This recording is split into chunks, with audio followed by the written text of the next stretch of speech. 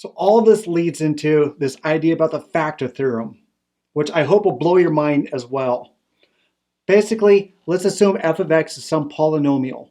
So based on what we've learned, we know that if f of 0 equals 0, or sorry, if f of c equals 0, then x minus 2, or sorry, x minus c is a factor. And likewise, if x minus c is a factor, then f of c equals 0.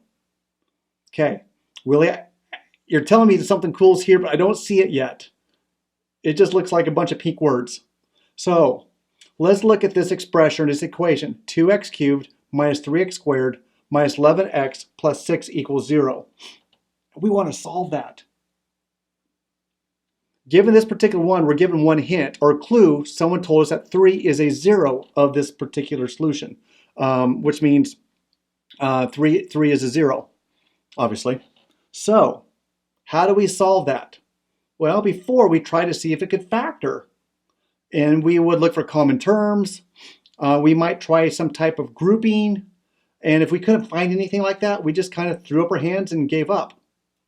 But knowing that 3 is a 0 and knowing the factor theorem, let's divide. Well, we know this tells us 3 is a 0. That tells me that x minus 3 is a factor of this term. So if x minus 3 is a factor of this, let's factor that out and see what's left. It's kind of a way to help us factor. So let's use synthetic division. 3 is a 0. It falls in the form x minus c, 3. The coefficients are a 2 minus a 3 minus 11 plus a 6. Drop the 2. 3 times 2 is a 6. Add.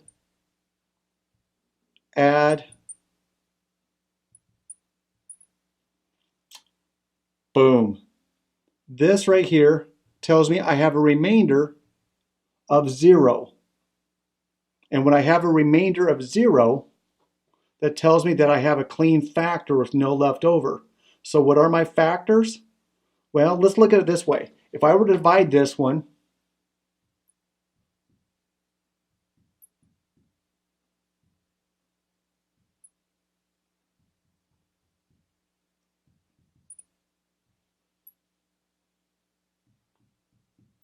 that's essentially what I did right now, was with this synthetic division. And I figured out that this represents down here a 2x squared plus a 3x minus 2 with no remainder. Which means the same thing then, that if I divided x minus 3 into this, I would get a 2x squared plus a 3x minus a 2. Again, use synthetic division because we didn't want to do long division. Synthetic division, what it gave us was its result. This is telling me that 2x cubed minus 3x squared minus 11x plus 16 equals x minus 3 times 2x squared plus 3x minus 2. That's the insight that I want us to be able to identify. We found that x minus 3 was a factor of this term. A factor tells me that factor times something else produces that term. So I have my long term. One of the factors is x minus 3. I have a remainder of 0, so I have more to my term, which means I might be able to continue factoring this. So I know one factor is x minus 3. Let's factor that term. That factors a 2x and an x. Factors into a positive 1 and a negative 1. Yes, I was able to take this polynomial and factor it.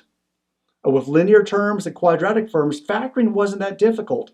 But with polynomial functions, yes, they can become a little bit more difficult. And one way to find out how to factor it is, let's see if a factor will pop out. X minus 3 was that factor that popped out.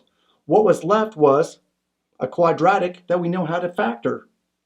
So for this to be true, any of these factors have to equal 0.